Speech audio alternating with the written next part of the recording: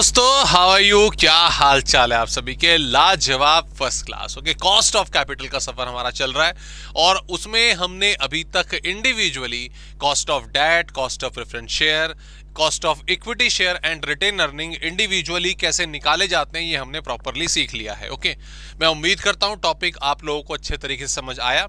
आपकी कोई query, doubt अगर रेज हुआ है तो आपने पूछा, और मैंने आपको बोला था कि आज की क्लास में weighted average cost of capital हम शुरू करेंगे, तो उससे पहले इंडिविजुअली हर कॉस्ट के 3-3, 4-4 क्वेश्चन एटलीस्ट आपको ट्राई करने थे। तो मैं उम्मीद करता हूं कि आपने वो भी किए होंगे। Okay, now weighted average cost of capital पर चलते हैं, और इसके बारे में मैंने ऑलरेडी आपको छोटा सा हिंट लास्ट क्लास में दिया था, और एक बार दोबारा से उसको देख लेते हैं, फिर इसकी कंप्यूटेशन सीखेंगे।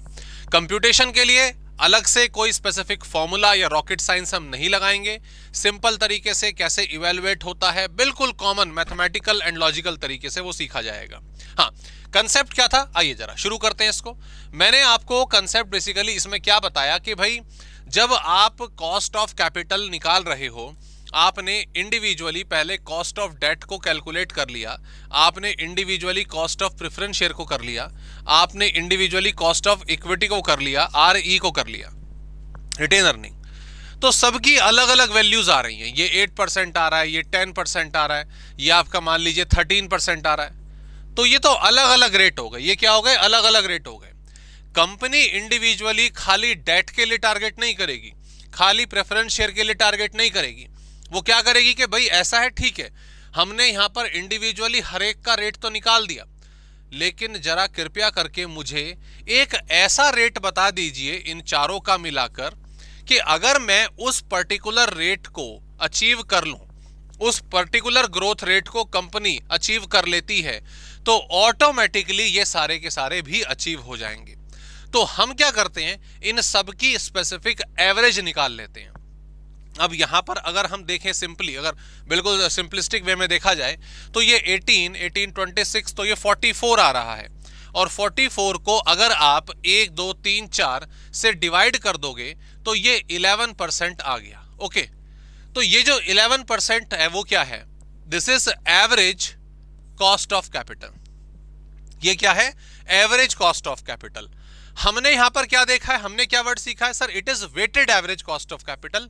रीजन बीइंग कि देखिए, अगर कंपनी की बैलेंस शीट में, कंपनी के फंड्स में जो डेट थे वो भी 25 लाख के थे, प्रेफरेंस शेयर भी 25 लाख के थे, इक्विटी भी 25 लाख की थी, और रिटेन अर्निंग भी 25 लाख की थी, तो सब बिल्कुल इक्वल प्रोपोर्शन में है।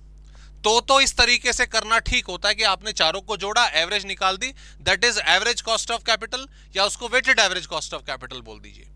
लेकिन क्या ऐसा होता है क्या? नहीं सर, यूजुअली हम देखें सबकी वैल्यूज अलग अलग होती हैं। फॉर एग्जांपल, डेट 25 लाख के हैं, प्रेफरेंस शेयर सिर्फ 5 लाख के हैं, जो कॉस्ट ऑफ इक्विटी है, यानी कि इक्विटी शेयर होल्डर हैं, वो 20 लाख के हैं, हमारा जो ये अमाउंट है 10 लाख का है। तो हर एक की जो वेट है, हर एक की जो वेटेज है, जो क्वांटिटी है, वो अलग अलग है। तो उसमें सिंपली इस तरीके से एवरेज निकालने से बात नहीं बनती, हमें वेट्स के हिसाब से कंप्यूटेशन करनी पड़ती है। Okay, but I hope weighted average cost of capital का मीनिंग समझ आ गया होगा कि कंबाइंड ऑल इंडिविजुअल कॉस्ट का एक जो कंबाइंड रेट हम निकालते हैं उनके वेट्स के हिसाब से, उनकी फंड्स की वैल्यू के हिसाब से, that is weighted average cost of capital. निकलेगा कैसे, मैं आपको सिखा देता हूं। प्रोडक्ट मेथड जो है, हालांकि 2-3 अलग अलग मेथड हैं, आप किसी से भी कर सकते हैं, कोई प्रॉब्लम वाली बात नहीं है, लेकिन जो सबसे रियलिस्टिक और सिंपल है हम उस पर पहले फोकस करेंगे। तो देखिए, फॉर एग्जांपल मैं एज्यूम कर रहा हूं कि कंपनी ने आपको ये इंफॉर्मेशन दे रखी है कि जो इक्विटी शेयर कैपिटल है, 10 रुपए का एक शेयर है, कंपनी के पास वो 20 लाख रुपए के हैं। ओके जी, ये इंफॉर्मेशन हमें दी हुई है। इसके अलावा हमें बताया गया कि जो प्रेफरेंस शेयर कैपिटल है, जिसका रेट 12% है और एक प्रेफरेंस शेयर की वैल्यू 100 रुपए थी, वो हमें यहाँ पे बता रखा है कि ये कंपनी के पास 12 लाख रुपए के हैं, 12 लाख रुपीस। अच्छा जी, कंपनी को बताया गया कि हमारे पास 9% डिवेंचर्स हैं, जिनकी फेस वैल्यू 100 रुपए की है या 1000 रुपए की मान लेते हैं, और इनकी टोटल जो अमाउंट है वो 8 लाख रुपए का है। ओके, और कंपनी ने एक और डिबेंचर इशू करे हुए हैं 8% वाले, ये रिडीमेबल है मान लेते हैं, इनकी 100 रुपये है वैल्यू और इनकी टोटल वैल्यू 4 लाख रुपए आ रही है। फेस वैल्यू 100 थी और आ रखा है इन चारों सोर्सेस का, ठीक है। अभी रिटेन अर्निंग नहीं है, उसको साइड करके चल रहे हैं। इन सभी की जो कॉस्ट ऑफ कैपिटल है इंडिविजुअली, मान लीजिए आपको निकाल के ऑलरेडी दे रखी है, ये 14% है।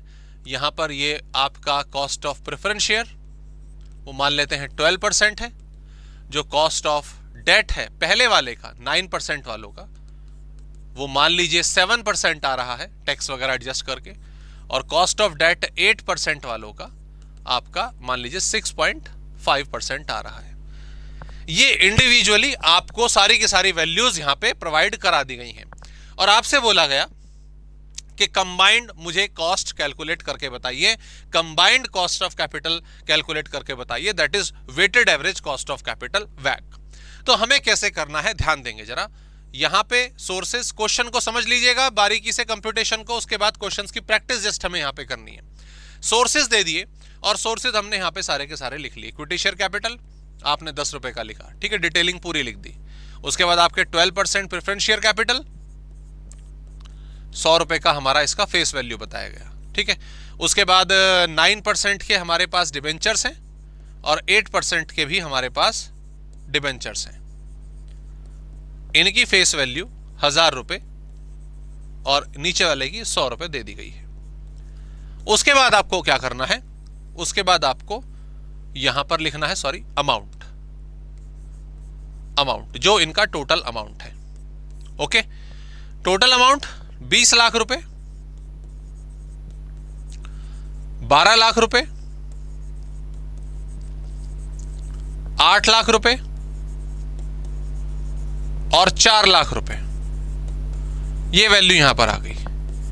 कॉस्ट ऑफ कैपिटल रिस्पेक्टिव जो है हमारी वो लिख देते हैं 0.14, 0.12, 0.07 एंड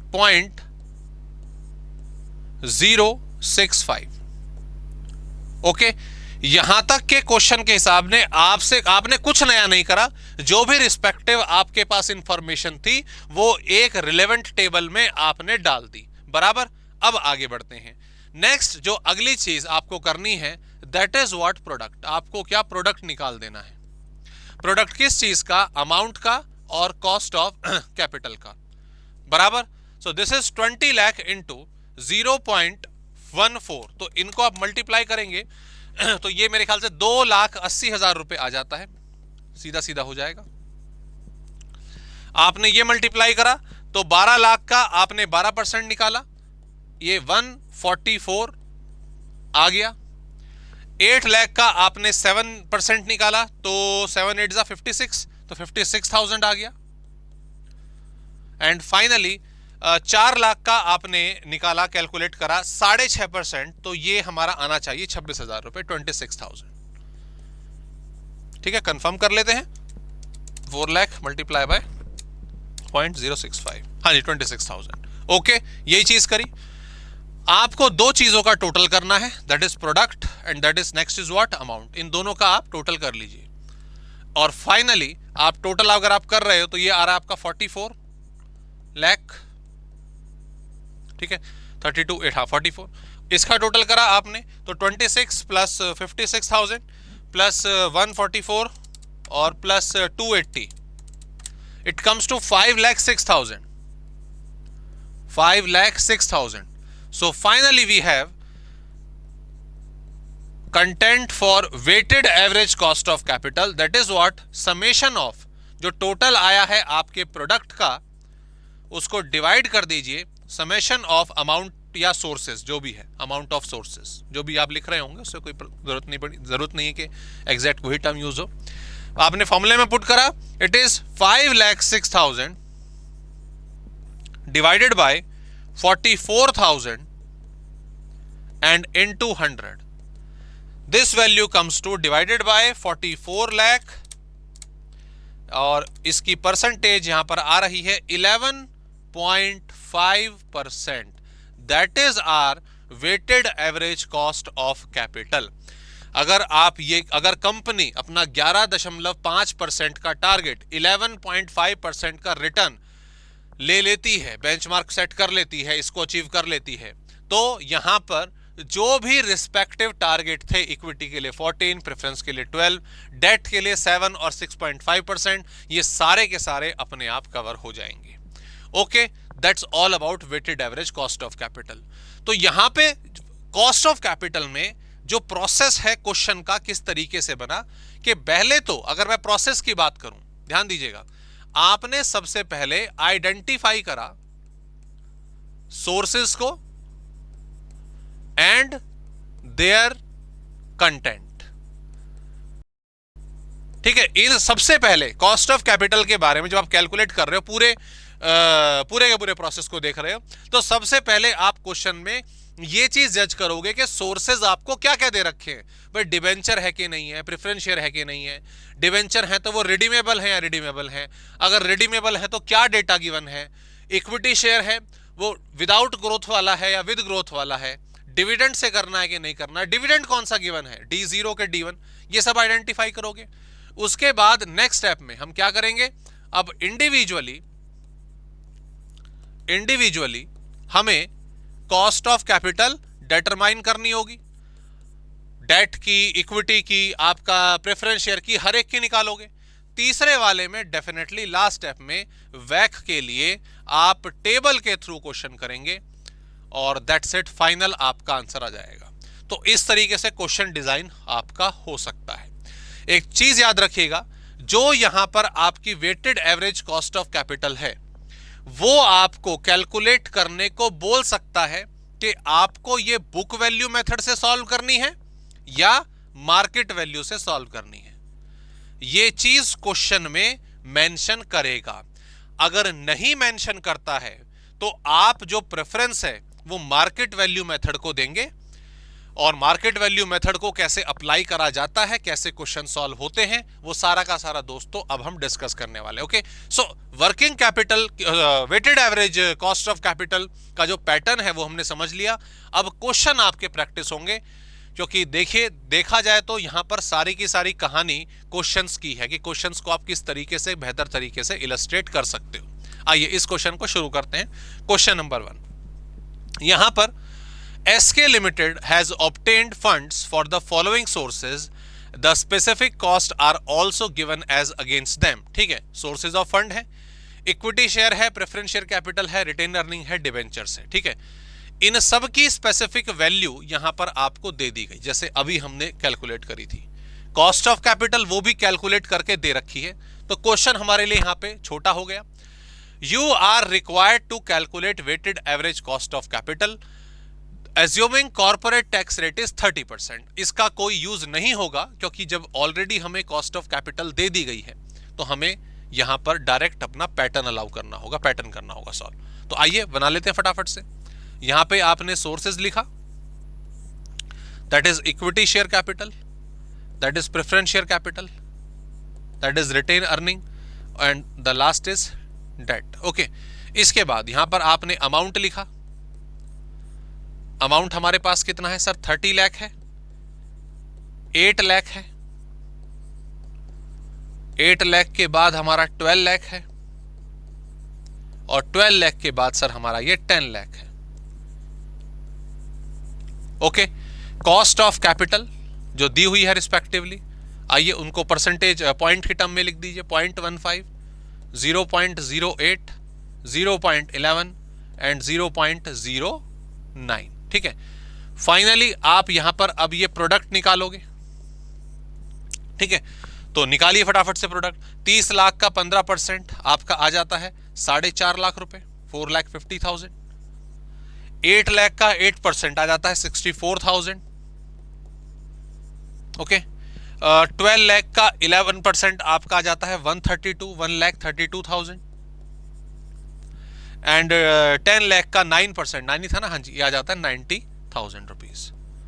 सो इट्स सिंपल। आइए यहां पर हमने टोटल करा, यहां पर हमने टोटल करा, तो ये कितना आ जाता है, टोटल हमें नहीं दे रखा था, कर लेते हैं। 60 लाख आ रहा है,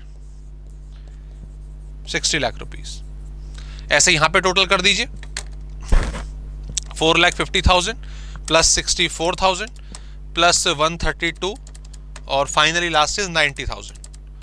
तो ये टोटल अमाउंट हमारा यहां पर 7,36,000 आ जाता है। Okay, so finally WACC is equals to, formula हम लगा देंगे 7,36,000 डिवाइडेड बाय 60 लाख इनटू 100।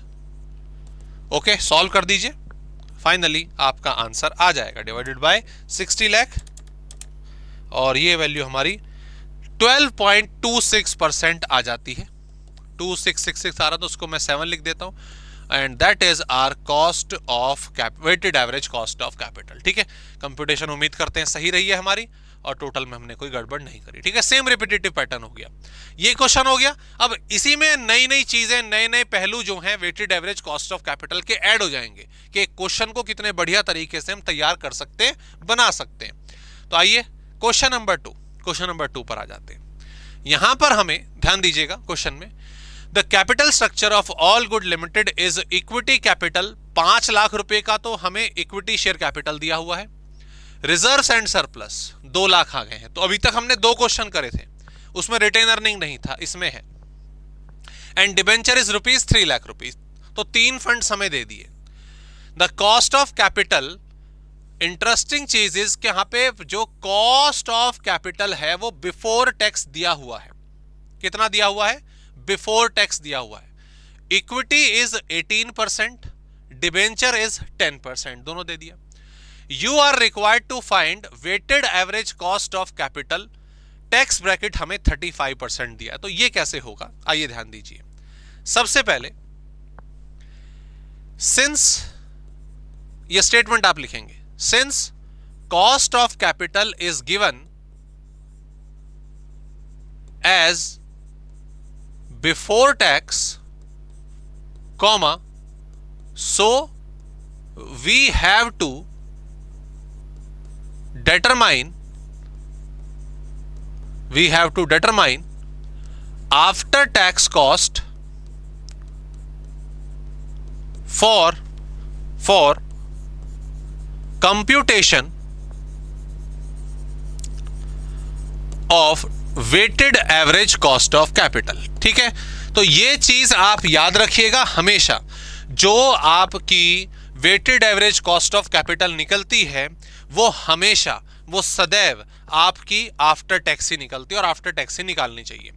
अब हमें, क्योंकि जो भी सोर्स गिवन है इक्विटी का और डिबेंचर का, वो हमें बिफोर टैक्स गिवन है, तो हम क्या करेंगे, now cost of debt is equals to 10%, bracket में लिख देंगे, दैट इज बिफोर टैक्स, ठीक है, 2 पार्ट में से कर लेंगे। So after tax cost of debt is KD equals to 10, bracket में 1.35, जो आपने फॉर्मूले में किया था। अगर आप cost of debt equals to interest divided by market price या नेट प्रोसीड, जो भी आप लिख रहे हो, ये मान के ब्रोकरेज वगैरह कुछ नहीं है, ये फॉर्मूला तो इस्तेमाल करते थे और यही रीजन होता था। लेकिन क्योंकि इंटरेस्ट खर्चों में आकर बाद में हमें टैक्स बचाने का मौका देता है, इसीलिए हम टैक्स को एडजस्ट किया करते थे। अगर टैक्स क्वेश्चन में ना हो, उसे कंसीडर ना करा जाए, तो कॉस्ट ऑफ डेट यही होगा। तो इसीलिए टैक्स एडजस्ट करने के लिए बस हमें ये बगल में 1 - t करना होगा। तो ये जो वैल्यू आपकी सॉल्व करके आएगी, दैट इज 0.65, और यू कैन से 6.5% आएगा। बराबर, ये डन हो गया। अब आगे आ जाइए, next. Here KE is equals to 18% and it is also considered as after tax cost of capital, after tax cost of capital. ये स्टेटमेंट जो मैंने लिखी है, इस पर ध्यान दीजिए। भले ही क्वेश्चन में हमें कॉस्ट ऑफ डेट दे दे कि भैया ऐसा है कि ये जो अमाउंट है हमारा कॉस्ट ऑफ डेट का 18% जो है, ये बिफोर टैक्स है, स्टिल वही परसेंटेज आपको आफ्टर टैक्स माननी है। रीजन बीइंग मैं आपको बता देता हूं, कॉस्ट ऑफ कैपिटल को बिफोर टैक्स बोलने का कोई भी लॉजिक नहीं बनता।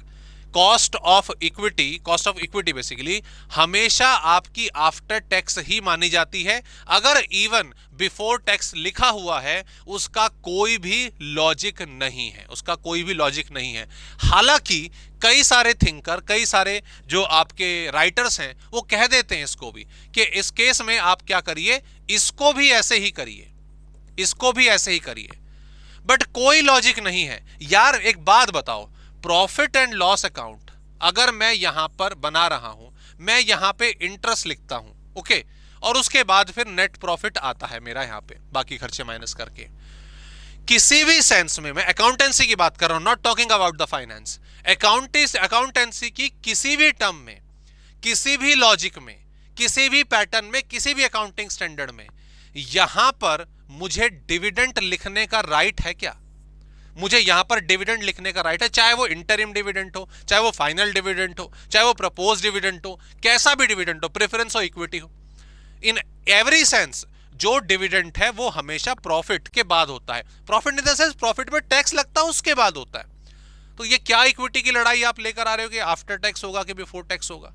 अगर मान लीजिए टैक्स फ्री फर्म है, टैक्स फ्री फर्म है, तो सीधी सी बात है डिविडेंड तब भी नीचे ही आएगा, टैक्स लगाओगे तब भी वो नीचे आएगा। तो उसको बिफोर टैक्स और आफ्टर टैक्स बोलने का कोई भी लॉजिक नहीं है। मैथमेटिकली आप ये कर सकते हो, मैथमेटिकली कर लो, हो गया, लेकिन कहीं से भी, ना ही फाइनेंस में ना ही अकाउंटेंसी में इसका कोई भी लॉजिक निकल के आता है कि cost of equity, even cost of retain earning and आपका कॉस्ट ऑफ प्रेफरेंस शेयर, कि ये आपका आफ्टर टैक्स होगा। Still you have to maintain, क्या स्टिल हम मान के चलेंगे तो ये चीज करोगे जिसका लॉजिक नहीं है। ओके, तो हमें क्वेश्चन 18% से ही करना है। ऑल्सो यहां पे एक चीज है, हाँ मान सकते हैं कि also KRE is equals to KE, ये होता है, लेकिन क्वेश्चन में ना टैक्स रेट दे रखा है, टैक्स रेट दे रखा है, तो मैं ये मान के चल रहा हूं कि ये जो टैक्स रेट है ये कंपनी के लिए भी है, ये इंडिविजुअल के लिए भी है। हालांकि एक का भी हो सकता है, मैं मान के चल रहा हूं दोनों के लिए। So in that case what you have to do, 1 minus 0.35 कर देना। तो 18 1 माइनस 0.35 तो कितना हुआ ये आपका 18 मल्टीप्लाई बाय 0.65, 11.7 आ रहा है, 11.7%। ओके जी, डन। तो चलिए आइए क्वेश्चन शुरू कर देते हैं, सॉल्व कर देते हैं इसको। ये हमने वर्किंग कर ली, तो यहां पे हो जाएगा आपका, छोटे से में ही हो जाएगा ये। तो सबसे पहले आपने लिखा सोर्सेज में equity share capital, retain earning और आपका डिबेंचर। डिबेंचर कितने हैं? डिबेंचर बोला नहीं ना, कितना अमाउंट है डिबेंचर का, परसेंटेज बोलिए, हाँ नहीं बोला, कोई नहीं, डिबेंचर लिख दो। अमाउंट यहां पे हो जाता है 5 लाख, ये हो जाता है 2 लाख, डेट हो जाता है 3 लाख, ठीक है। कॉस्ट ऑफ कैपिटल इसकी तो हमने 18 पर ही क्लब्ड रखी, ये हुआ 0.117 और वो था 0.65। आपने प्रोडक्ट निकाला दोनों का, ठीक है। 5 लाख जैसे मैंने लिख दिया ना शॉर्ट में, 523, तो अमाउंट के ब्रैकेट में लिख देना लाख से, आपको पूरा लिखना पूरा भी लिख सकते हो, that is your choice. Presentation की टर्म्स क्लियर होनी चाहिए, बाकी सब चलेगा। ओके, इट इज 0.9, ठीक है। उसके बाद आपका 0.117 into 2, 0.234, okay, and the last is 3 multiply by 0.65, 1.97। नहीं सुनो, मैंने कुछ गड़बड़ करी, हाँ गलती कर दी, हाँ ये 0 आएगा ना एक और, इतना ज्यादा थोड़ी ना आएगा। अच्छा, मैंने पहचाना कैसे? ये 0.065 लिखना चाहिए था, मैंने लिखा था ये 0.65, 0 खा गया था मैं। अगर ये गलती आपसे एग्जाम में हो जाती तो आप कैसे करते, कैसे पहचानते जल्दी में? कंप्यूटेशन कई बार होता है ना, रिदम में कंप्यूटेशन करते चले जाते हैं। यार देखो, अगर ये 0.65 लिखा हुआ है और इसको मैं 3 से मल्टीप्लाई कर रहा हूं, इट इज कमिंग 1.95। डेट जो है, डेट वो इक्विटी रिटेन अर्निंग से भी ज्यादा आ रहा है और बहुत ज्यादा आ रहा है। 0.9 है, 0.23 है मात्र, ये जो वैल्यू आ रही है, या फिर आप कह लीजिए जो कंप्यूटेशन आ रही है, कॉस्ट ऑफ कैपिटल आ रही है वो 0.18, 0.11 और ये 0.65, इतना ज्यादा नहीं होता। जो बेसिकली डेट है उसका रेशो, उसकी परसेंटेज, उसकी cost of capital equity, preference share, retain earning सबसे कम रहती है। और रीजन साफ है, डिबेंचर बाहर वालों का पैसा है, आउटसाइडर्स हैं, उन्हें अगर आप 10% का पैसा दे रहे हो, इंटरेस्ट दे रहे हो, तो जो ओनर हैं, जो इक्विटी शेयर होल्डर हैं, वो तो यही चाहते हैं ना कि भैया हमें उनसे ज्यादा पैसा मिले। ओके, तो इस तरह से पहचानना है। तो मैंने गलती करी थी, आप भी जब भी कंप्यूटेशन करें इस तरह से अपनी नजर बना के रखेंगे।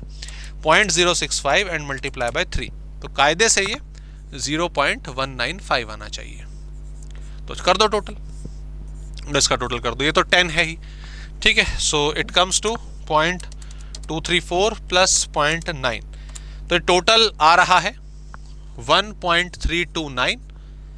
तो WACC वैक 1.329 डिवाइडेड बाय 10 इंटू 100, सो 13.29%, ये हमारा यहां पर आ जाएगा।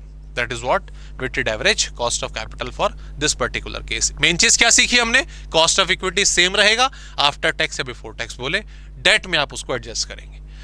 ओके जी, चलिए अगले क्वेश्चन पर आते हैं। लगभग डिफरेंट तरीके के हमने क्वेश्चंस यहां पे कर लिए हैं, लगभग सारे कर लिए, इनमें वैरायटी आती रहेगी। मार्केट वैल्यू का क्वेश्चन हमने अभी तक नहीं करा, चलो मार्केट वैल्यू के क्वेश्चन की तरफ आते हैं, इसको भी करा जाए, ठीक है। एक बार जरा एसी ऑन करके आओ भाई, बड़ी गर्मी हो गई।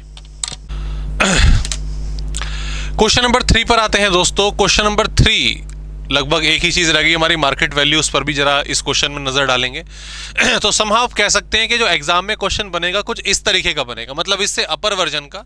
आपको कंटेंट दिया होगा, आपको कॉस्ट ऑफ कैपिटल इंडिविजुअली निकालनी पड़ेगी और फिर आप वैक निकालेंगे। ओके, क्वेश्चन क्या कहता है, PQR लिमिटेड है, कैपिटल स्ट्रक्चर है एक पर्टिकुलर डेट पर, इक्विटी शेयर कैपिटल आपके 2,10,000 रुपए का एक, तो टोटल जो बुक वैल्यू है वो 20 लाख की आ गई। कंपनी के पास रिजर्व एंड सरप्लस पड़े हैं इक्वल वैल्यू के, 12% के प्रेफरेंस शेयर हैं 10 लाख के, और 30 लाख के उसके पास 9% डिबेंचर है। लगभग सभी तरीके के जो फंड्स हैं उनके पास आ गए। The market price of the equity share is ₹30। Market share, ठीक है, जो मार्केट प्राइस है शेयर का वो बाजार में 30 रुपए का चल रहा है। Okay, it is expected that the company will pay next year. अब देखो ये लाइन बिल्कुल क्लियरली लिख दी गई, एक्सपेक्टेड, इट इज एक्सपेक्टेड। तो ये जो डिविडेंड दिया गया है, अ डिविडेंड ऑफ ₹3, ये आपको D1 दे दिया गया, और क्वेश्चन में आपको जैसे पहले हमने करा है वो D0 लगाकर सॉल्व नहीं करना पड़ेगा। Which will grow 7% for ever, हमें ग्रोथ रेट भी यहां पे दे दी गई है।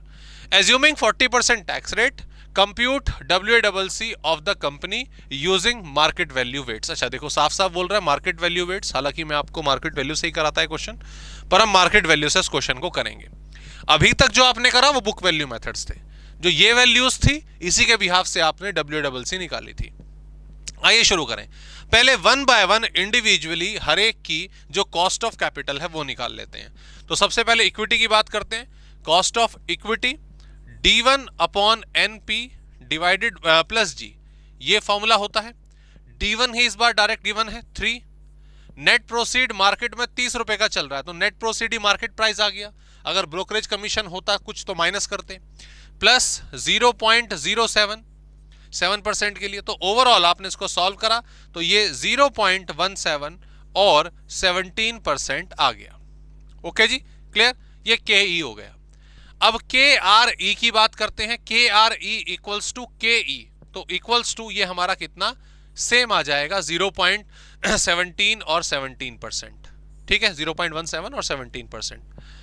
सर पिछले वाले क्वेश्चन में आपने 40% टैक्स रेट जैसे है, 30% था पिछले क्वेश्चन में, तो आपने तो इसको एडजस्ट करा था KE से, मतलब ब्रैकेट में आपने टैक्स को एडजस्ट करा था फॉर्मूले के हिसाब से, इसमें क्यों नहीं करा? देखो करने को इसमें भी कर सकते हो, बट मैं ये क्वेश्चन में एज्यूम करके चल रहा हूं कि ये 40% इनकम टैक्स रेट जो है ये कॉर्पोरेट वाला है, ये कंपनीज वाला है, क्योंकि basically 40% income tax rate individuals के टैक्स ब्रैकेट में आता ही नहीं है।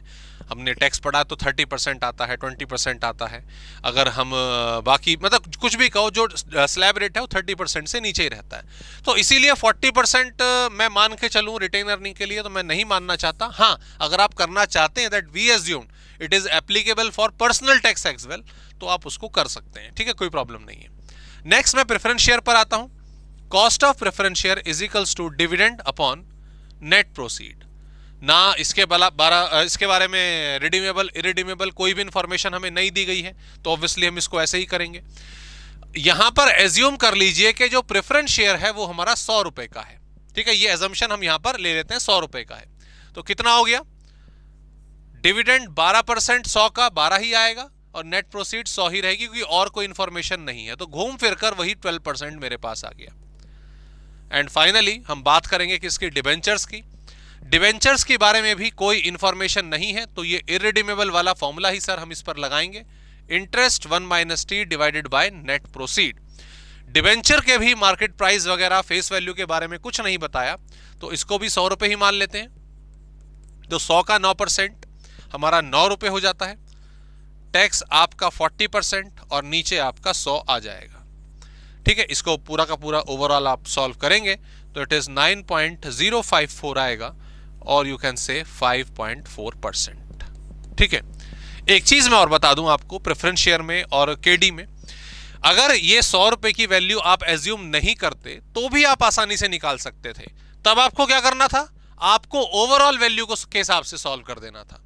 भाई 10 लाख का आपको 12% लेना है, तो 1,20,000 रुपए और divided by total funds 10 lakh rupees. In that case, इस केस में भी 12% ही आएगा। ओके जी, डन। चलिए आगे बढ़ते हैं, आगे बढ़ते हैं। अब ये आप सारा की सारी वैल्यूज जो है सॉल्व कर चुके हैं, इसको थोड़ा बड़ा कर लेते हैं। अब जरा WACC निकालते हैं by the help of market value method, market value methods. किस तरीके से होगा आइए प्लीज ध्यान दीजिएगा। सबसे पहले तो आपने वही सोर्सेज लिखा, उसके बाद आपने लिखा अमाउंट, उसके बाद आपने लिखा कॉस्ट ऑफ कैपिटल और उसके बाद आप यहां पर प्रोडक्ट लिख देंगे। एग्जैक्टली सेम वही फॉर्मेट, कोई चेंज नहीं है। ओके, यहां पर आपने लिखा इक्विटी शेयर कैपिटल। ओके, अगर मैं देखूं यहां पर कंपनी के पास 2 लाख शेयर्स थे, तो नीचे लिख लीजिए 2 लाख और इसको मल्टीप्लाई कर दीजिए इसके मार्केट प्राइस 30 रुपए से, बराबर जो 10 रुपए था वो तो उसकी फेस वैल्यू थी, बाजार में कितना चल रहा है 30 का। मेथड कौन सा है, मार्केट वैल्यू या मार्केट वैल्यू वेट मेथड। तो ऑब्वियसली जो नंबर ऑफ इक्विटी शेयर्स हैं आपको उसको 30 से मल्टीप्लाई करना पड़ेगा, मार्केट प्राइस से मल्टीप्लाई करना पड़ेगा, and that gives you a value of 60 lakh rupees. 60 lakh rupees. Equity कितना है, कॉस्ट ऑफ इक्विटी कितना है, थोड़ा सा इसको इधर कर ले। हाँ, यहां पे इक्विटी कितना है सर, 17%, 17। उसके बाद नेक्स्ट हमारा आता है रिजर्व एंड सरप्लस। इसे नहीं लेना है, आपको सीधा 12% प्रेफरेंस शेयर कैपिटल लेना है। प्रेफरेंस शेयर कैपिटल और 9% डिबेंचर्स के बारे में, उनकी मार्केट वैल्यू के बारे में, प्रेफरेंस शेयर कितने का ट्रेड कर रहा है, डिबेंचर कितने का ट्रेड कर रहा है, ये कुछ नहीं बताया। तो ये यहां पर सीधा सीधा आप 10 लाख रुपए पुट करेंगे, यहां पर नीचे आप 30 लाख रुपए पुट करेंगे और इनकी respective cost of capital show कर देंगे। कितनी आ रही है, ये 12% थी सर और ये थी 0.054। ओके, लगभग ये आपको पूरा समझ आ गया होगा। आपका सिर्फ एक ही डाउट रहा होगा कि सर हमने इसमें रिटेन अर्निंग को क्यों साइड करा, हमने रिटेन अर्निंग को क्यों कंसिडर नहीं करा। देखिए समझिए, आप इस्तेमाल कर रहे हैं मार्केट वैल्यू मेथड, बराबर। रिटेन अर्निंग कंपनी का रिजर्व होता है जो बेसिकली उनके इमरजेंसी कह लीजिए इन्वेस्टमेंट पॉसिबिलिटीज के लिए वो बना के रखते हैं। मार्केट वैल्यू किस चीज की होती है, मार्केट वैल्यू उस चीज की होती है जो मार्केट में ट्रेड हो रहा हो, जो मार्केट में ट्रेडेबल हो।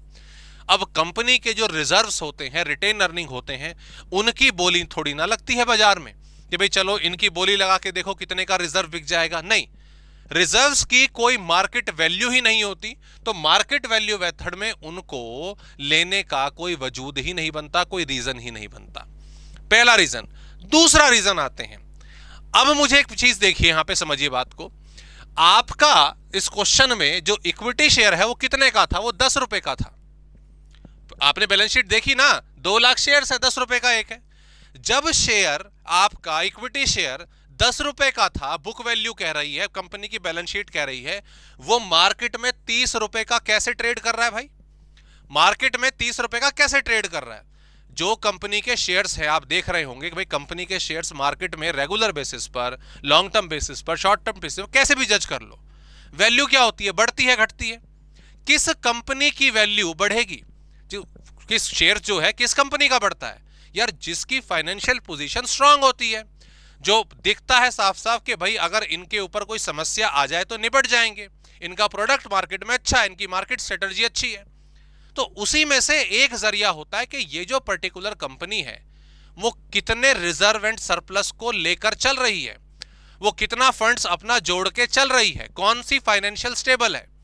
तो ये जो रिजर्व्स कंपनी ने 20 लाख के जोड़े हुए हैं ना, इनके सपोर्ट की वजह से ही 10 का शेयर बाजार में 30 का चल रहा है कि यार ये कंपनी बड़ी, बैलेंस शीट देखो ना जरा इनकी तरफ, 20 लाख की इक्विटी शेयर की कैपिटल है, 20 लाख तो साथ में रिजर्व लेके चल रहे हैं। तो कल को इस कंपनी के सामने कोई अपॉर्चुनिटी आए, ये इजीली ग्रैब कर लेंगे। कल को अगर मान लीजिए कुछ फाइनेंशियल पोजीशन आती है, उसको ये हैंडल कर लेंगे। इसका मतलब कंपनी मजबूत है और इसीलिए बाजार में ₹30 का शेयर इनका बिक रहा है और उसी ₹30 के हिसाब से आपने इक्विटी शेयर कैपिटल की वैल्यू लिखी है। तो ये रीजन है कि बेसिकली अगर मार्केट वैल्यू मेथड आए तो रिटेन अर्निंग को नहीं लिया जाता, और क्योंकि market price, equity share capital का जो मार्केट प्राइस है वो उसी का योगदान है और हमने उसी को इक्विटी शेयर कैपिटल को निकालने में इस्तेमाल करा है। Is that clear? चलिए आगे बढ़ते हैं। निकाला जाए कॉस्ट ऑफ कैपिटल। जो 60 लाख का 17% करिए, 10,20,000 मेरे ख्याल से आना चाहिए, 10,20,000। ठीक है, कर लेते हैं भाई, कभी गड़बड़ हो जाए। इंटू 60 लाख, बिल्कुल सही है, बराबर। अगला वाला करो, 10 लाख का 12%, 1,20, और ये 0.30 का 5.4, 1.5, और उसके बाद 1,62,000 कर लेते हैं भैया। ठीक है, तो ये हो जाएगा हमारा 30 लाख मल्टीप्लाई बाय 0.054, हाँ 1,62,000। तो आइए इसको जोड़ देते हैं,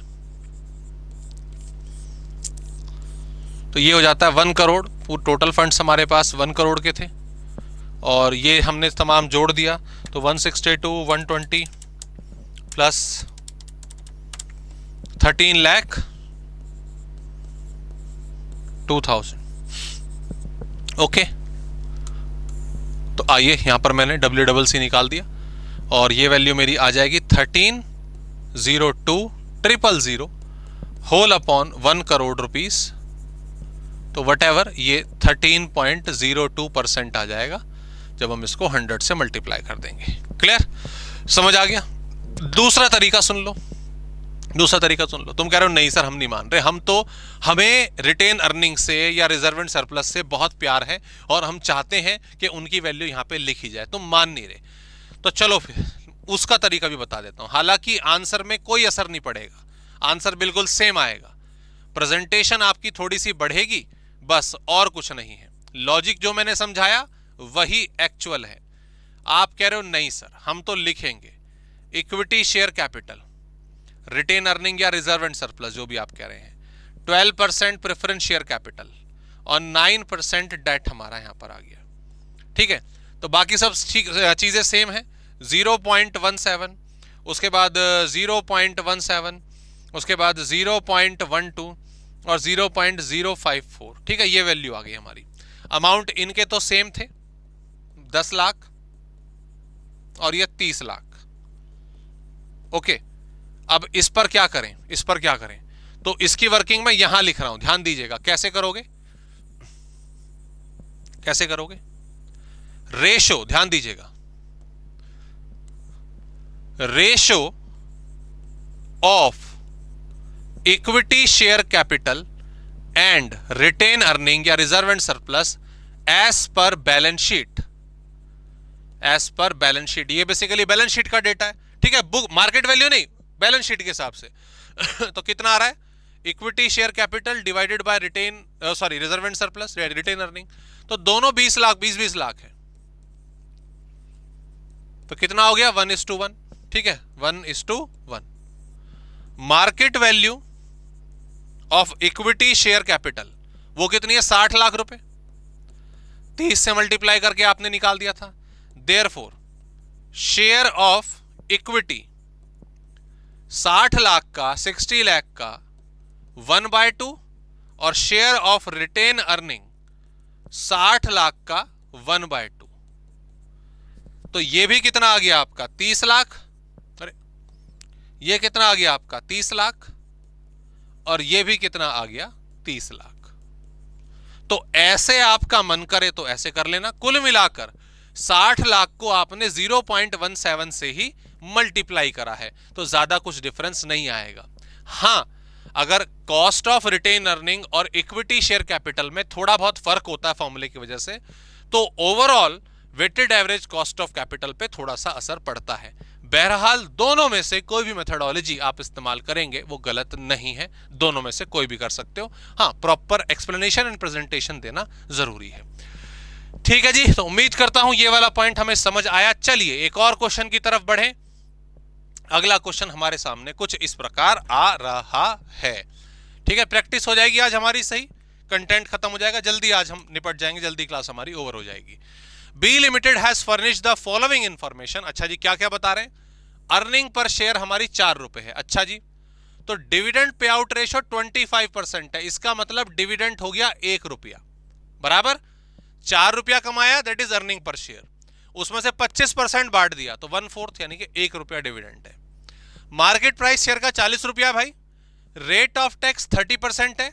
30% किसका? कंपनी का या रिटेन अर्निंग का? ये नहीं बताया, वो क्वेश्चन आगे पढ़ेंगे तो पता चलेगा। Growth rate of dividend, dividend basically इसको करेक्ट करिएगा, वो 8% हमें दे रखा है। अच्छा जी, आगे इंफॉर्मेशन क्या है? The company wants to raise additional capital of 10 lakh रुपए एज इंक्लूडिंग 4 लाख डेट। अच्छा जी, ये एडिशनल कैपिटल चाहिए 6 + 4 के हिसाब से, 6 लाख इक्विटी और 4 लाख का debt. Okay, the cost of debt before tax is 10% up to ₹2 lakh, और 15% हो जाएगी अगर उससे आगे जाएंगे। कहने का मतलब यह कि अगर कंपनी 2 लाख रुपए तक का लोन उठाती है तो उस पर ब्याज बनता है 10% के हिसाब से, लेकिन 2 लाख से ऊपर अगर उठाएगी ना तो 15% का देना पड़ेगा। तो सर साफ सी बात है, हमें क्वेश्चन में 15% के हिसाब से करना है। क्यों? एडिशनल कैपिटल में जो डेट है वो 4 लाख रुपए का, तो 15 के हिसाब से करना है। Compute the after tax cost of equity and debt and the weighted average cost of capital. बहुत आसानी से प्यारे तरीके से निकल जाएगा। सबसे पहले कॉस्ट ऑफ इक्विटी निकाल दीजिए। सर फॉर्मूला होता है D1/NP और प्लस G, क्योंकि डिविडेंड ऑलरेडी गिवन है, डिविडेंड पे आउट रेशो बताई रखी है आपको, तो ये D0 ही होगा। तो 1 + G NP + G। ओके जी, हाँ जी, जी। तो ये कितना हो गया? 1 + G 0.08, नीचे 40 यहां पे, और प्लस अपना 0.08 हमारा ग्रोथ रेट। तो आइए सर इसको सॉल्व कर दीजिए। ये 1.08 ही हो गया, इसको 40 से हमने भागाकार करा, फिर उसमें अपना 0.08 जमाकार किया, तो ये 0.107 और 10.7% आ गया। ये कहानी खत्म हो गई। हाँ जी सर, आगे cost of debt is equals to interest 1 - T divided by NP। अब डिवेंचर डेट वगैरह कुछ नहीं बताया कि लोन, डेट मतलब डेट बोल दिया खाली। अब ये बैंक लोन भी हो सकता है, डिवेंचर भी हो सकता है।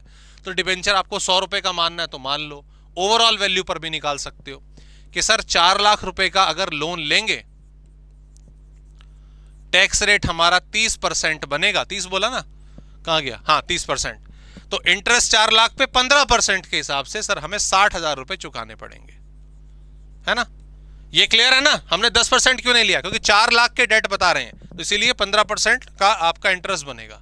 So let's solve it. तो 42 डिवाइडेड बाय 4 लाख, तो ये कितना आ रहा है? 10.5% मेरा ये आ रहा है। तो इट इज 0.105 और 10.5%। चलो जी, ये भी हो गया। वो कह रहे हैं कि इसमें वेटेड एवरेज वैक भी निकालना है। बहुत सिंपल, बहुत ही ज्यादा सिंपल। हालांकि दो ही हैं, इसका एक फॉर्मूला भी होता है, लेकिन मैं कंफ्यूज नहीं करना चाहता, अलग अलग चीजें अलग अलग तरीके से पढ़ाकर बेसिक रखेंगे। सर ये इक्विटी आ गया, सर ये डेट आ गया। रही बात अमाउंट की, सर ये 6 आ गया, ये 4 आ गया। ओके, यह बात आई कॉस्ट ऑफ कैपिटल की, तो 0.107 और 0.105। अब यहां पर आप प्रोडक्ट कर देंगे, तो आइए कर दीजिए। तो ये हमारा हो जाता है 42, रुक जाओ, 0.105 इंटू 4, हाँ 0.42। और दूसरा भी कर देते हैं 0.107 इंटू 6, 0.642, ठीक है। इसमें ऐड कर दिया हमने 0.42, तो ये हमारा आ जाता है 1.062। ओके, ये हुआ 10, that's it. 1062 divided by 10 into 100, so it is 10.62%। ये हमारी weighted average cost of capital आ गई। बराबर जी, डन। ये वाला भी डन हुआ। चलिए आगे बढ़ते हैं, नेक्स्ट आते हैं। देखिए ये कुछ थोड़ा सा अलग मामला लग रहा है, थोड़ा ज्यादा एनालिसिस करने की बात कर रहे हैं, कुछ बीटा शीटा भी दे रखा है इसमें। तो ठीक है, तो बीटा किस में चलता है सर? बीटा किस में चलता है? CAPM मॉडल में हमें बीटा का इस्तेमाल करना पड़ता है। तो आइए क्वेश्चन पर नजर डालते हैं, क्या होगा। Given below is the information concerning to be undertaking by 4 different company. 4 अलग अलग तरह की कंपनीज हैं। इनका प्रोजेक्टेड कॉस्ट 100, 70, 250 अलग अलग दे रखा है। इनका मिक्स बता रखा है। यहां पर 25 करोड़ इक्विटी से और 75 करोड़ डेट से उठाया जाएगा। अगली वाली कंपनी इक्वल इक्वल कह रही है, तो 35 प्लस 35। इस वाली कंपनी में 120 करोड़ इक्विटी के थ्रू और जो बाकी 80 है वो कह रहे हैं डेट के थ्रू उठाएंगे। और ये डी कंपनी है 50 करोड़, थोड़ी कम है एज कंपेयर टू अदर इनकी इन्वेस्टमेंट। ये कह रहे हैं 30 करोड़ रुपए डेट से उठाएंगे और बैलेंस इक्विटी से। तो एक काम करिए, यहां पर अभी क्लैरिटी के साथ लिख लीजिए E प्लस डी। ओके, तो 25 प्लस 75 बराबर 35 प्लस 35 बराबर दूसरे वाले में 120 प्लस 80, ठीक है। और इस वाले में 30 प्लस 20। हो गई ना गड़बड़? नहीं सर, थोड़ा क्वेश्चन ध्यान से पढ़ना है, ये गलती नहीं होनी है। इसमें डेट का पहले दे दिया, तो हम तो इक्विटी का पहले लिख रहे हैं ना, तो इट इज 20 प्लस 30, ठीक है। इन छोटी छोटी गलतियों का ध्यान रखना, ऐसी गलतियां बहुत होती हैं एफएम में। ओके, अब आगे क्या इंफॉर्मेशन है भैया? The above company carry an equity बेटा ऑफ, हर एक का जो बीटा है वो भी दे दिया है 1.2, 1.8, 0.9 और 2। ओके जी, ठीक है, ये लिख दिया हमने। अब समझिएगा, if the return on market portfolio is 14%, जो मार्केट का रिटर्न है RM, वो हमें 14% दिया हुआ है। कितना दिया हुआ है? 14%। अब सुनिए, treasury bonds carry an interest rate of 8%। ये रिस्क फ्री रिटर्न होता है। अगर बैंक रेट इंटरेस्ट बोलेगा, कॉमर्शियल पेपर का बोलेगा, ट्रेजरी बिल का बोलेगा, ये सभी हमारे रिस्क फ्री इंटरेस्ट रेट होते हैं। ट्रेजरी बिल्स बेसिकली जो आपकी कॉर्पोरेट वर्ल्ड होता है उसमें मनी को उठाने में हेल्प करते हैं जब जरूरत पड़ती है विद इन द कंपनीज। तो ये बेसिकली सीधा सीधा एक रिस्क फ्री रिटर्न होता है कि इतना पैसा तो कमा लिया ही जाएगा, 8%। एंड आगे pre tax cost of debt 16% है। कॉस्ट ऑफ डेट आपको ऑलरेडी क्वेश्चन में दे रखी है, लेकिन वो प्री टैक्स है, वो आपको निकालनी पड़ेगी, ठीक है। ये हर एक कंपनी के लिए। Ascertain the appropriate discount rate, cost of capital, for each of the above project, assuming tax rate is 30%. कैसे होगा? आइए ध्यान दीजिए। सबसे पहले तो इसको थोड़ा सा मैं ऊपर कर देता हूं, ये, हाँ जी। सबसे पहले तो cost of debt for all companies सभी कंपनीज के लिए आइए कॉस्ट ऑफ डेट जरा निकाल देते हैं sir. It's very easy. Cost of debt is equals to, जो रिस्क फ्री है वो 16 बता रखी है, 1 माइनस टैक्स रेट 30% मुझे करना है, दैट्स इट। इसको मैं सॉल्व कर दूंगा तो ये बेसिकली मेरा आ जाएगा, एक सेकेंड, 9.52, 16 मल्टीप्लाई बाय 0.7, हाँ नहीं एक सेकेंड, हाँ 11.2% आ जाएगा। ये मेरा आ गया cost of debt for all companies. अब यहां पर cost of equity for all respective companies by, और यहां पे लिख देंगे बाय CAPM मॉडल करना पड़ेगा। तो क्या फॉर्मूला होता है CAPM से? KE is equals to, return वाले चैप्टर में ऑलरेडी हमने पढ़ा सर, रिस्क फ्री रिटर्न तो जो अपना है, जो कमाई लेगी कंपनी, प्लस बीटा, मार्केट का return minus risk free return, बराबर। तो सबसे पहले cost of equity A company के लिए, रिस्क फ्री रिटर्न कितना है सर? 8%, बीटा कितना है इसका? 1.2, मार्केट का प्रीमियम 14 और रिस्क दोबारा से 8। ओके, कॉस्ट ऑफ इक्विटी दूसरी के लिए 8 प्लस इसका beta 1.8, 14 minus 8। Cost of equity C company के लिए 8 प्लस इसका बीटा 0.9। ये बढ़िया कंपनी लग रही है इन्वेस्टमेंट के हिसाब से, प्रोजेक्ट साइज भी बढ़िया है और रिस्क भी कम है। खैर हमें कहां इसमें, कौन सा हमें 200 करोड़ लगाने। Cost of equity debt 8 plus इसका बीटा 2 और 14 माइनस 8। तो हर एक का आप यहां पर कॉस्ट ऑफ इक्विटी भी डिटरमाइन कर लेंगे। तो कितना होता है? दिस इज 6 मल्टीप्लाई बाय 1.2 और उसमें आपने 8 जोड़ दिया, तो दोस्तों इसका आ रहा है 15.2%, बराबर जी? हाँ जी। उसके बाद सर ये 6 मल्टीप्लाई बाय 1.8 और उसमें आपने 8 जोड़ा, तो ये 18.8%, 18.8%। उसके बाद सर ये 6 मल्टीप्लाई बाय 0.9 और इसमें मैंने 8 जोड़ा, तो 13.4%। ठीक है, एंड फाइनल। और जो देखो जिसका बीटा कम था ना, उसका कॉस्ट ऑफ कैपिटल भी कम आया है। कम कॉस्ट ऑफ कैपिटल मतलब टारगेट कम है, आसान रहेगा कंपनी के लिए, सरल रहेगा। आगे बढ़ते हैं। नेक्स्ट हमारा ये 6 आया, 12 देखो 20% आ रहा आखिरी का। जिसका बीटा ज्यादा था तो उसका रिस्क भी ज्यादा आया।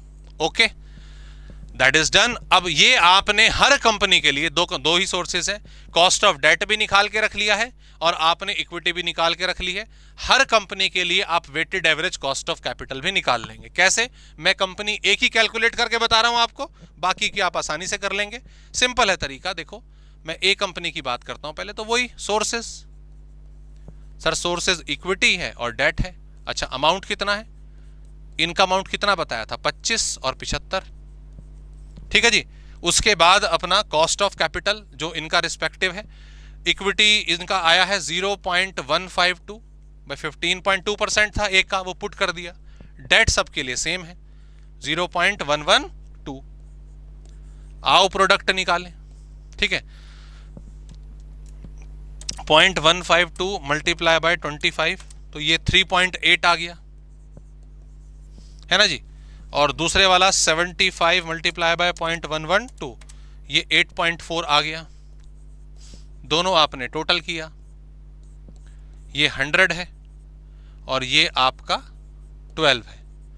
सो इट इज 12.2 डिवाइडेड बाय 100, तो ये सेम ही आ जाएगा 12.2% 100 से मल्टीप्लाई करने पर। तो इस तरीके से मेन इक्विटी निकालने का था, इसमें जो चर्चा था हमारा वो आपने डिटरमाइन कर लिया। बाकी आप सिंपली सारा का सारा इस तरीके से डिटरमाइन करेंगे। बराबर, ये क्वेश्चन भी हुआ। चलिए, उम्मीद करते हैं क्लियरली समझते हुए चल रहे हैं अब आप सारे के सारे। देखिए अगला क्वेश्चन आ जाता है हमारे सामने। ये थोड़ा लग रहा है कि बड़ा है, पढ़ना पड़ेगा तसल्ली से। आइए देखते हैं। A limited wishes to raise additional finance of 30 lakh rupees. यहां भी पैसा उठाने की बात चल रही है for meeting its investment plans. ठीक है जी। The company has 6 lakh in the form of retain earning available for the investment purpose. ठीक है जी, 6 लाख रुपए कंपनी के पास ऑलरेडी पड़े हैं। The following are the details. Debt equity ratio हमारा 30%, 30:7 आ रहा है, 30:70 आ रहा है, माफ कीजिएगा, तो 3:7। Cost of debt at the rate of 11% before tax up to ₹3 lakh और 14% बिफोर 14% बियॉन्ड दैट। ठीक है, कॉस्ट ऑफ डेट जो है, अगर आप 3 लाख रुपए तक का लोन लेते हो, 3 लाख रुपए तक का लोन लेते हो तो 11% पड़ेगी, और 14% अगर उससे ज्यादा लेते हो तो 14% पड़ेगी। ठीक है जी।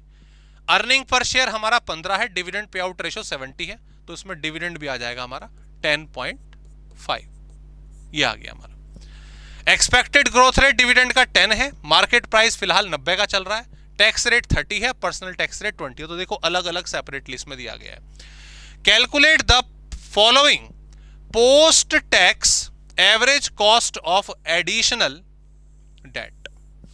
एडिशनल डेट जो आप उठाएंगे उसका आपसे कॉस्ट ऑफ कैपिटल पूछा, मतलब कॉस्ट ऑफ डेट पूछा एडिशनल। ठीक है जी, निकाल देंगे, कोई दिक्कत वाली बात नहीं है। Cost of retain earning and cost of equity ये भी निकाल देंगे। Overall weighted average cost of capital additional finance के बाद सब कुछ आसानी से होगा। आइए ध्यान देते हैं। देखिए यहां पे पहले मैं बेसिक डेटा क्वेश्चन का लिख देता हूं जो जो हमारे पास है। फंड्स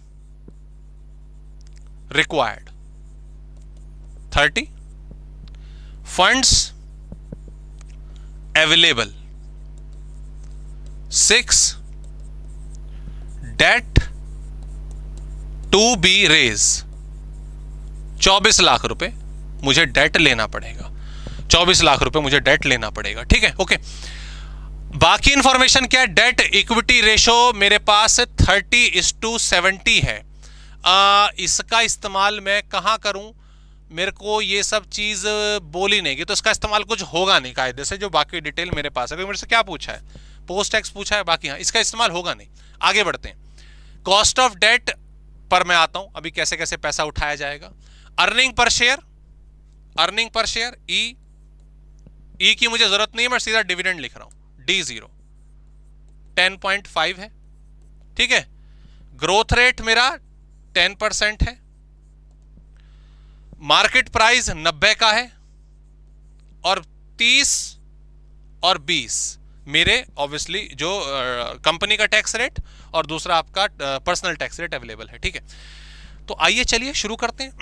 ध्यान दो, इस क्वेश्चन की अगर हम बात करें, सबसे पहले शुरुआत करते हैं अपना KE से, कॉस्ट ऑफ इक्विटी से।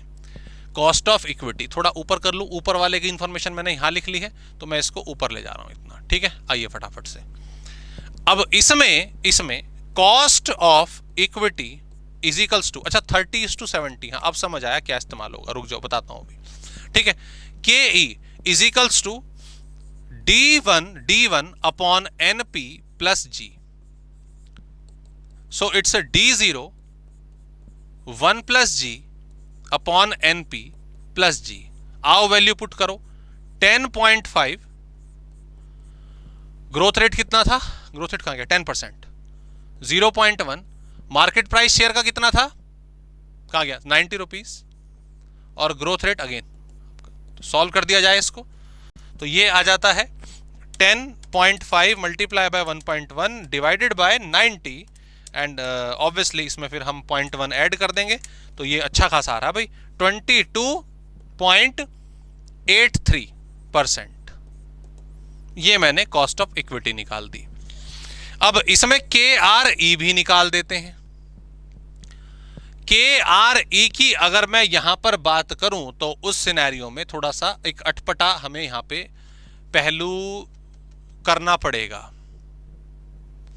आइए ध्यान दीजिए, हो जाएगा। कॉस्ट पहले सॉल्व कर लेते हैं। KE1 minus personal tax rate तो 22.83, और ये टैक्स रेट कितना? 20%। तो मल्टीप्लाई बाय 0.8, ये वैल्यू आ रही है 18.26%। KE भी आ गया, KRE भी आ गया। अब कॉस्ट ऑफ डेट पर आ जाते हैं। अब यहां पर डेट की ना थोड़ी एक स्टोरी सुन लीजिए, मैं जरा सेंटेंस दोबारा से पढ़ूं यहां पे। Cost of debt at a rate of 11% before tax up to ₹3 lakh and 14% before tax beyond that. तो साफ साफ बोल दिया कि भाई आप अगर 3 लाख रुपए से ज्यादा का पैसा उठाओगे तो आपको 14% के हिसाब से आपका कॉस्ट ऑफ डेट लगेगा। यहां पर आप 24 लाख रुपए उठा रहे हो तो 14% के हिसाब से आपको क्वेश्चन सॉल्व करना पड़ेगा। ओके नाउ, तो therefore cost of debt is equals to आपका ऑलरेडी कितना था 14, उसको टैक्स से एडजस्ट कर लीजिए। टैक्स कितना है 30%। 14 मल्टीप्लाई बाय 0.7, 9.8%। ठीक है जी, समझ आ गया? कोई डाउट इसमें? आगे बढ़ते हैं। अब यहां पर लगभग सारी चीजें आपने सॉल्व कर ली। मुद्दे पर आते हैं। हेयर